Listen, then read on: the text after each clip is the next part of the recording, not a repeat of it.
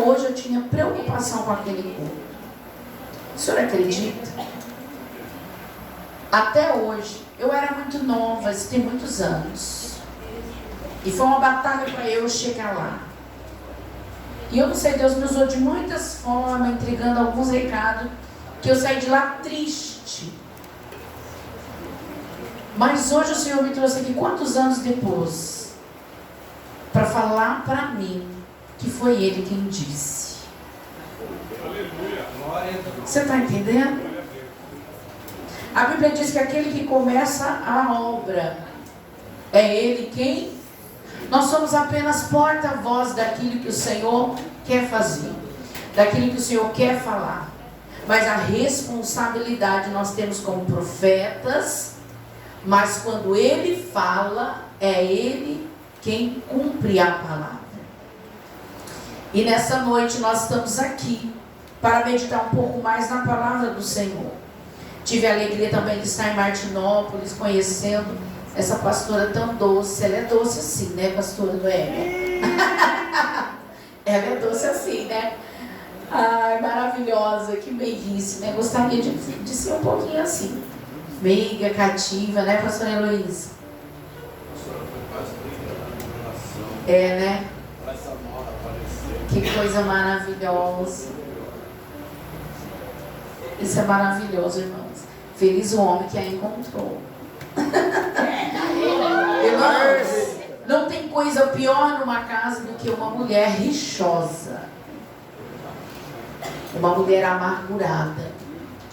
Se aqui tem ou lá na tua casa tem, peça para o Senhor: Senhor, muda aquele coração, aquela mente, e você vai ver a obra que Deus vai fazer, porque o Senhor quer que nós venhamos habitar em segurança e em paz. Em paz me deitarei e dormirei. Porque quem dá o sono é o Senhor. E não tem coisa melhor do que a gente acordar de manhã, olhar para o nosso lado e ver alguém que nos completa, nos ama, nos entende, nos suporta, e que a gente também tem a capacidade de suportar. Livro do Êxodo, capítulo de número 3. Eu vim no caminho todo com uma palavra desde manhã no meu coração, mas quando eu cheguei aqui, o Senhor trouxe essa palavra no meu coração e diz assim: apacentava Moisés o rebanho de Jetro, seu sogro, sacerdote em Midian, e levou o rebanho atrás do deserto, e veio ao monte de Deus, a Horebe, e apareceu-lhe o anjo do Senhor em uma chama de fogo, no meio de uma sarça, e olhou, e eis que a sarça ardia e não se consumia. E Moisés disse: agora me virarei para lá, e verei esta grande visão, porque a sarça não se queima. Nós estamos aqui trazendo menção para dar uma introdução de alguém que vai começar a conhecer um grande chamado. Moisés, como nós sabemos, ele foi alguém já sentenciado pela mão humana, pelo inferno, para a morte. Já que foi gerado, então, quando ele nascer, é necessário que morra. Israel carregava, os hebreus carregavam uma promessa muito grande. E essa promessa era que no meio deles o Senhor levantaria um que teria a graça, a unção e a autoridade para libertar aquele povo do Egito. O Senhor, Ele usa meios e circunstâncias para nos movimentar, nos mover, nos tocar, nos trazer. O Senhor, ontem eu estava orando e o Senhor mostrava para mim uma mão muito grande.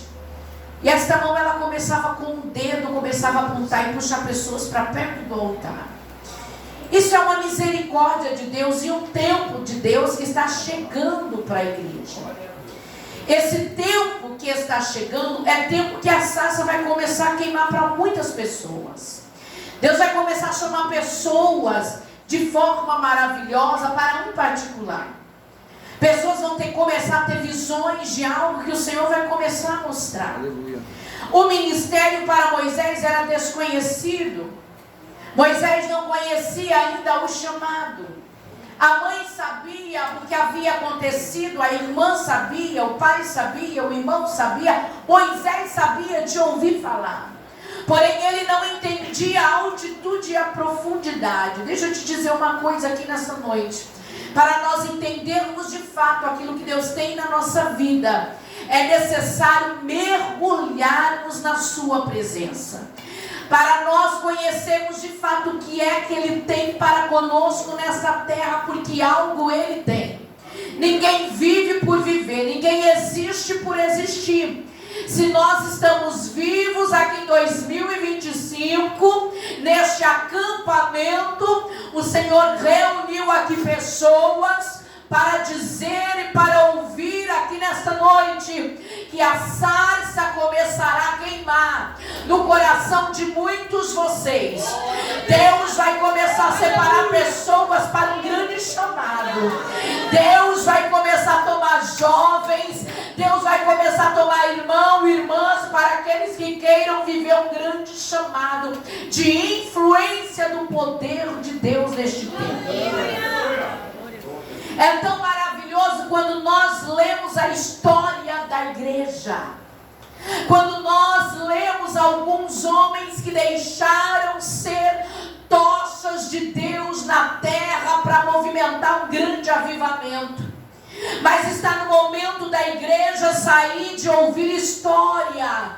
Está no momento da igreja se colocar como a história atual do poder de Deus na terra. O que acontece no Egito?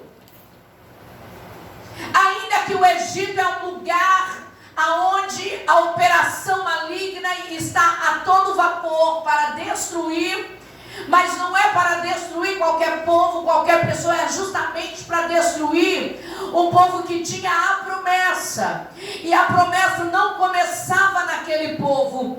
A promessa já se dava início a Abraão, a Isaac e a Jacó. E Deus tem um compromisso com a sua palavra, porque Ele é fiel para a cumprir. Quando as pessoas elas guardam uma promessa, dá a entender, e nós queremos que fosse pelo menos assim, que tudo se encaminhasse perfeitamente, tranquilamente, portas se abrindo, caminho se abrindo, nada de deserto, nada de vale, nada de mar vermelho na frente. Se Deus está comigo, não haverá dificuldade. Pelo contrário, quando nós começamos a viver um grande chamado, nós temos que estar preparados para enfrentar grandes desafios, justamente porque o Senhor, Ele não mima nenhum de nós. Não adianta nós perdermos tempo orando, chorando, pensando que Deus vai passar a mão na nossa cabeça, vai dar a chupetinha para nós, vai dar um colinho favorável para nós. Não, isso aí é depois, isso aí é recompensa daquele que concluiu a grande obra. Deus, Ele chama pessoas valentes, e Deus chama nós ainda despreparados para nos preparar nos processos.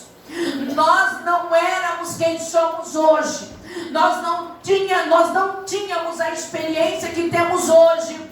E o que é que nós temos hoje? Como nós alcançamos a experiência? Não desistindo do grande chamado. Está doendo, mas eu preciso prosseguir. Está doendo, mas eu preciso entender que o Deus que fez a promessa é Ele que vai na frente para cumprir a promessa. Eu apenas estou como porta-voz. Você apenas está como porta-voz. Mas aquele que é dono da guerra, da batalha, está dizendo: eu já estou lá na frente, aniquilando todos os seus adversários. Aleluia! Moisés nasce num tempo que não era para nascer. Pelo menos para a família, pelo menos para os hebreus. Há uma sentença gritante nas ruas e nas casas. Há choro, há lamento de destruição. A mão inimiga parece que chegou e chegou com força. De repente, Joquebede percebe a gestação Senhor que não seja um menino neste tempo, porque há grito do gemido das hebreias, porque o rei havia colocado um edito. Já que as parteiras não tiveram coragem de matar, agora o rei vai entregar autoridade a todo o egípcio, a toda a egípcia. Aonde encontrar uma hebreia com um menino recém-nascido mate-o. Se descobrirmos que tem hebreia escondendo o filho, a família inteira será morta. E quando Joquebede dá a luz, é um menino. Mas ela lembra de uma promessa. Irmão, coisa maravilhosa, olha aqui. Coisa maravilhosa é lembrarmos daquilo que o Senhor já falou. Glória a Deus. Coisa maravilhosa é não esquecermos daquilo que Ele já falou. Guardo, a Bíblia diz, vou guardar a tua palavra no meu coração para eu não pecar contra ti. Quem guarda a palavra, guarda o pacto e se mantém limpo diante de Deus. O menino nasce, o menino chora, a mãe diz, eu vou esconder. Eu acredito que este é um menino que o Senhor prometeu que levantaria no meio do povo. Eu vou guardá-lo, eu vou protegê-lo. Quem sabe o edito muda, a lei muda e nós vamos viver em paz e o menino intacto. Deus está olhando do céu e é interessante quando Deus determina colocar ponto final em situações. É interessante quando Deus determina colocar um ponto final numa história errada que foi começada. É interessante quando Deus determina um ponto final, e esse ponto final pode ser hoje, sobre algo que não é para ter continuidade.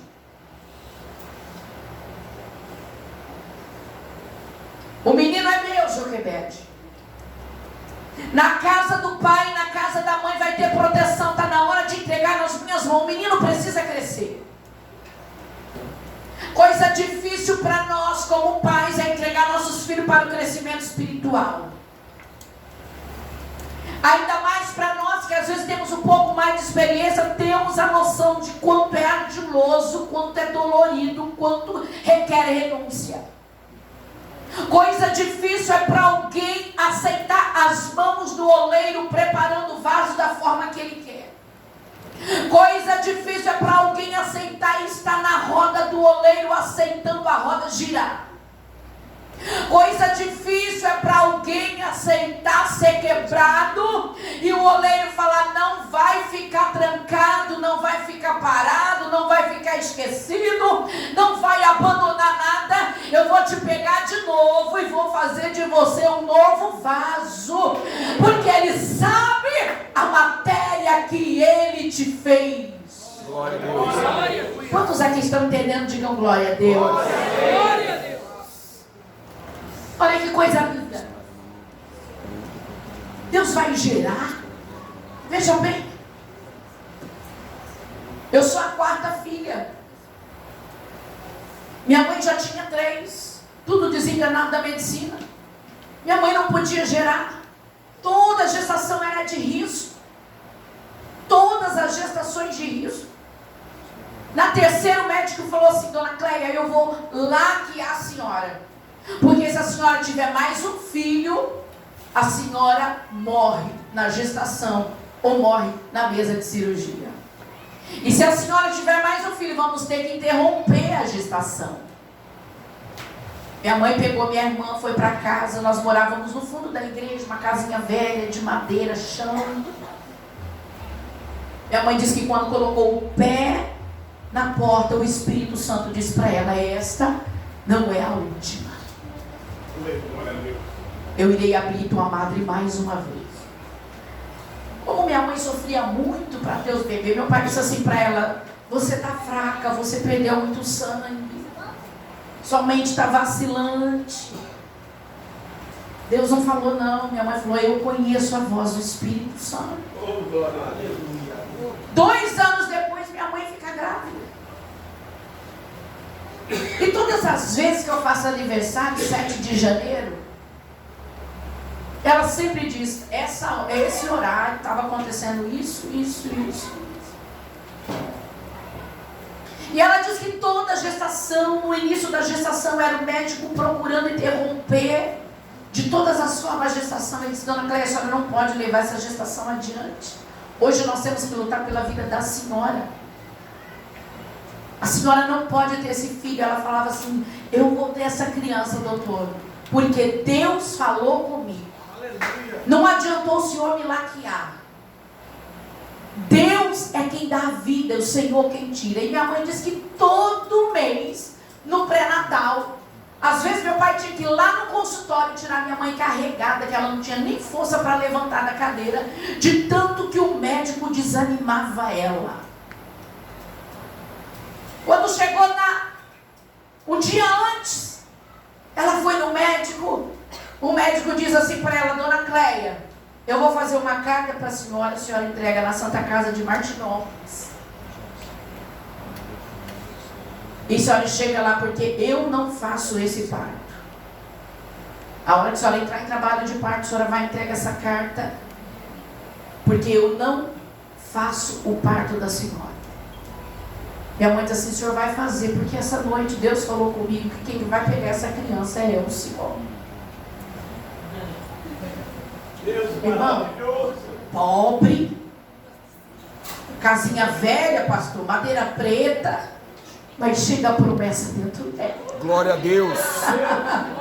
O que nos diferencia nesse mundo não é dinheiro, não é morar em grandes casas, ter grandes carros, mas o que vai fazer a diferença na minha vida, na tua vida, na nossa família, é carregarmos a presença do Espírito Santo. Quem carrega a presença do Espírito Santo não desiste fácil, mas permanece firme até o fim. Glória a Deus. Minha mãe entrou em trabalho de parto e quando foi chamar o ambulanceiro estava bravo, era o último capítulo de uma novela. Ele ficou bravo. Ele entrou em buraco dentro da ambulância e disse assim para o meu pai, eu vou dormir. Se acontecer alguma coisa aí, aparecer algum perigo, me acorda. E dirigiu. Meu pai ficou preocupado. Mas a minha mãe disse que imediatamente ela começou a ouvir um barulho para o lado de fora. E ela disse assim, meu Deus, que barulho é esse? Quando ela olhou, ela viu um anjo tão grande. E as vestes dele batiam assim na ambulância. O Senhor falou para ela, fique em paz, porque eu já estou preparando tudo.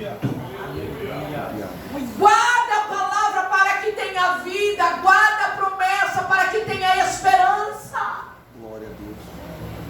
Aí ela diz assim, quando eu cheguei na maternidade, o único médico que estava lá de plantão era quem falou que não ia fazer o parto. E ela diz que quando ela entrou em trabalho de parto, ela diz que cantava, que as paredes do hospital estremeciam. E ela falava assim, quando eu chegar em casa na igreja, a igreja era 5x6. Quando eu chegar em casa, eu quero cantar este louvor com a igreja. Quando ela acordou, ela não lembrava mais de nada. Chamou uma enfermeira. Você ouviu eu cantar? Você lembra do hino que eu estava cantando? Dona Cléia, a senhora não cantou, a senhora dormiu o tempo todo. Deixa eu te dizer uma coisa. Quando a tua existência for risco, mas ainda não é o ponto final de Deus na tua história, o Senhor, Ele é capaz de te arrebatar por um instante. Glória a Deus. Quando a tua estrutura física não suportar, Deus pode te arrebatar por um instante, cuidar do teu corpo e te trazer de volta, porque nas mãos dele tem todo o poder.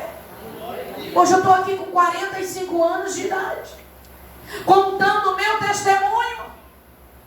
Quem está relatando a sua própria história é o próprio Moisés.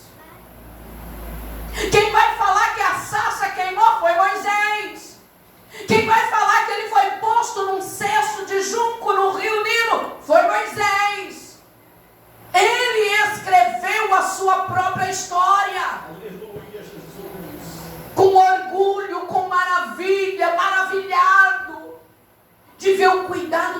Senhor, e tem gente aqui nesta noite com vergonha da própria história. Tem gente aqui nesta noite que está dizendo: eu não sei por que eu vim, eu não sei por que eu existo, eu sinto que ninguém gosta de mim. Para com isso. O Senhor te chamou para ser luz, o Senhor te chamou para ser alguém importante nesta terra, porque carregar, transportar a presença do Espírito Santo não é para qualquer um, mas é para os chamados do Senhor Jesus. Glória a Deus. Glória a Deus. Ele está escrevendo a sua história. E ele vai dizer, escrevendo, ele vai dizer: minha mãe viu que não conseguia mais me guardar.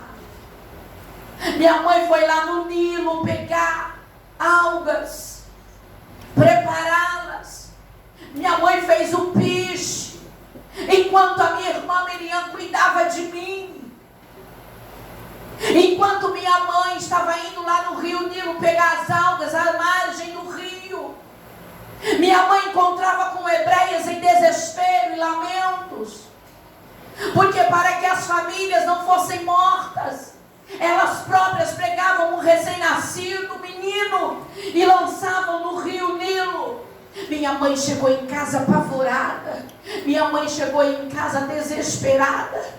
Quanto mais acontecia, quanto mais o tempo apertava, estava chegando o tempo de Deus. Eu saí de dentro da casa da minha mãe e realmente agora ir para as mãos do Senhor Jesus. Há muitas pessoas que têm medo da mão de Deus, mas deixa eu te falar, a mão de Deus às vezes ela pode até ferir, mas ela vai ferindo e vai curando, vai ferindo e vai curando. A mão do Senhor pode até nos tocar muitas das vezes, mas ela vai tocando e protegendo, vai tocando e protegendo, mas Ele vai guardando, porque Ele sabe o projeto que você é. Glória a Deus. Glória a Deus. Ele vai relatar que a mãe prepara. A história vai dizer que Joquebede pega o menino, coloca no cesto, vai lá no rio Nilo. Lá em cima está o palácio. Lá de cima do palácio que veio a ordem de matança para aniquilar todos os meninos. O que ela menos queria era que o menino cesto se aproximasse do palácio. Mas ela não imaginava, por mais que ela cresce, por mais que ela confiava, ela não quis lá jogar o menino, ela preparou o cesto. Quem guarda a promessa, ainda que geme, ainda que chora, sabe preparar um cesto para se proteger das adversidades e manter a lamparina acesa. Ela vai aonde está o rio. Ela vê que a correnteza desce do palácio para baixo.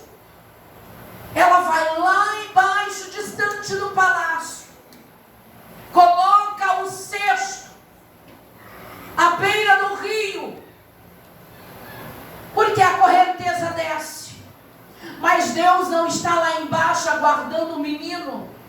Deus está no palácio esperando o menino. Glória a Deus. Deixa eu te dizer uma coisa, você espera coisas muito pequenas da parte do Senhor.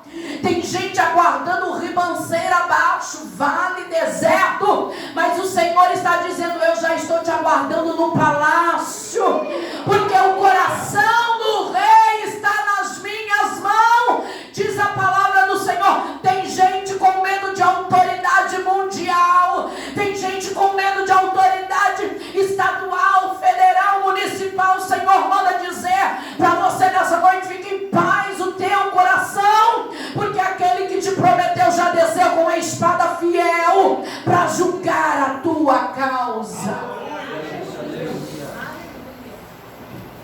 E nós precisamos estar tão preparados, porque a gente não sabe viver nem a bênção que Deus manda. Você sabia disso? Quando a bênção chega, o milagre chega, mexe com a nossa rotina. Precisamos estar estruturados e confiando, porque quando o Senhor ele começa a mexer para colocar tudo no lugar, vem aquele monte de sentimento: Senhor, será que é isso mesmo? Às vezes vezes, quando chega a bênção, alguém não quer nem receber porque não se acha digno por aquilo que orou.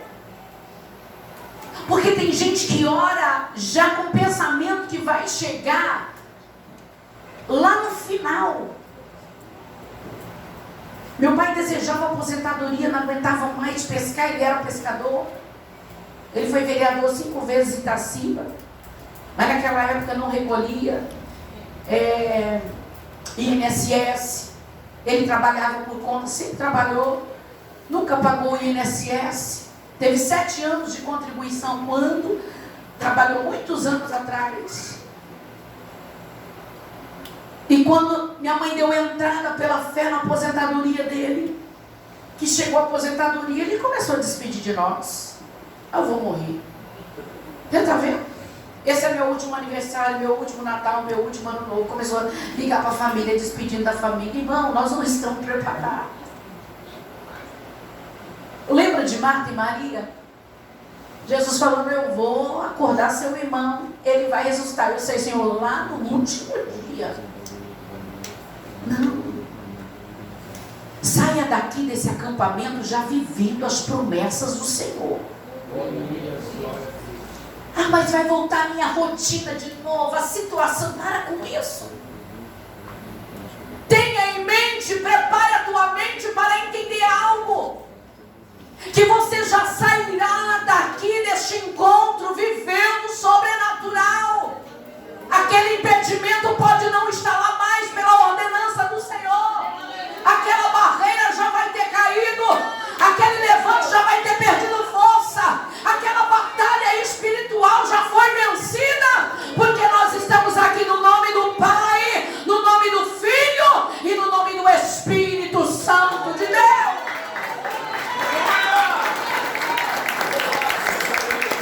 Diga aí pro teu irmão, não tenha medo da rotina. Não tenha medo da rotina. Deus tem novidade amanhã para você. Novidade amanhã para você. Aleluia.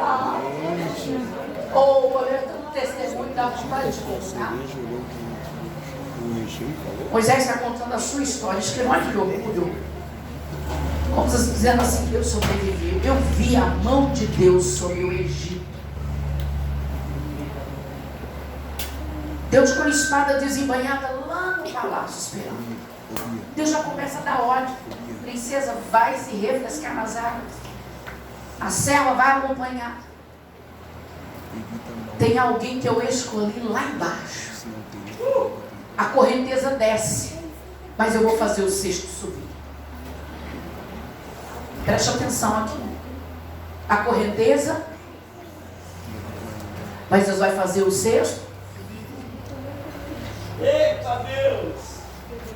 Louvado seja Deus. Tudo está indo para dar errado. Está tudo sendo encaminhado para ser derrota. Mas Deus está lá na contramão, dizendo, eu já assinei a vitória. Eu já assinei a vitória. Louvado seja Vai Deus. ter derrota. Não vai ter derrota, eu já assinei a vitória. Vai ter morte por causa dessa enfermidade. Não, vai ter cura, filha. Ah, mas as portas se fecharam. Filha, eu só fechei essa porta para que você entre na outra maior que eu estou abrindo. Porque tem gente que acostuma viver com pouco, pede muito, mas não tem coragem de largar o pouco. E o Senhor está dizendo, eu promovo situações para aqueles que eu tenho promessa. Eu crio situações para que alguém passe a viver no sobrenatural da minha presença. Glória a Deus. Aleluia. O pastor falou assim, vamos fazer uma campanha de oração de casa em casa. E a minha casa, uns 10 anos atrás, quando chovia, irmão, eu colocava a piscininha da Alana na porta de 500 litros, 7 toalhas de banho na porta, e tinha uma areia. Parece que as águas do Nilo entravam na minha casa. Aí o pastor, o dia que marcou o culto de oração, irmão, nós vamos entrar, vamos cantar 3 hinos da água, vamos ler a palavra, fazer uma oração, abençoar e já vamos sair. Nós vamos fazer 3 casas por noite. Justamente naquele dia o tempo for. E eu dizendo assim, Deus, hoje não, Senhor. E quando eu falava, Senhor, hoje não, Deus falou assim, ó, é hoje que eu coloco um ponto final, filha. Só hoje você vai torcer 7 toalhas. Só hoje você vai esvaziar essa piscina. E o Senhor, não, e os irmãos entrando, e o culto lá na sala, e eu tirando água, pedindo a Deus para não deixar nenhum irmão, nenhuma irmã chegar na minha cozinha, e eu tirando água da cozinha, corria lá. Antes dele chegar, já levei o lanchinho, levei o café, levei o refrigerante, já coloquei tudo na sala para ninguém sair da sala. Só que aquele dia, quando os irmãos foram embora, eu senti que alguma coisa aconteceu. Eu senti. Eu disse para o meu esposo, alguma coisa aconteceu aqui hoje. Todos os dias eu não trabalhava ainda, podia ir na oração de manhã. Todos os dias eu ia na oração de manhã. E eu dizia na oração da manhã para as irmãs, eu não sei o que aconteceu, mas desde terça-feira alguma coisa aconteceu em casa, eu não sei o que é. Sabe aquele sentimento que você olha com um olhar natural, está tudo do mesmo jeito, mas dentro de você, você já sente aquela alegria da novidade. Glória a Deus. Olha o que Deus faz. A minha casa ainda estava da mesma forma, mas o sentimento que entrou dentro de mim por causa daquele dia foi sentimento de novidade. Eu não estava pedindo nada. Fui embora. Quando foi 3 meses depois, me aparece uma oportunidade. Deus abriu uma grande porta. 6 meses, minha casa estava toda reformada. Os quartos todos com móveis planejados. Minha sala com móveis planejados, tudo. E eu olhando aquilo, e até hoje eu não esqueço, isso foi em 2014. Até hoje eu não esqueço, sabe por quê? Porque aquele dia, num simples culto, eu já comecei a sentir que houve mudança na minha história. Por aquilo que eu chorava, passei a não chorar mais, agora eu agradeço. Porque o nosso Deus é um Deus do sobrenatural. Pega na mão desse irmão, dessa irmã e diga para ele, diga para ela, se prepare para sair daqui vivendo sobrenatural. Diga aí para essa pessoa, não quero mais aquela conversinha de chororô, não.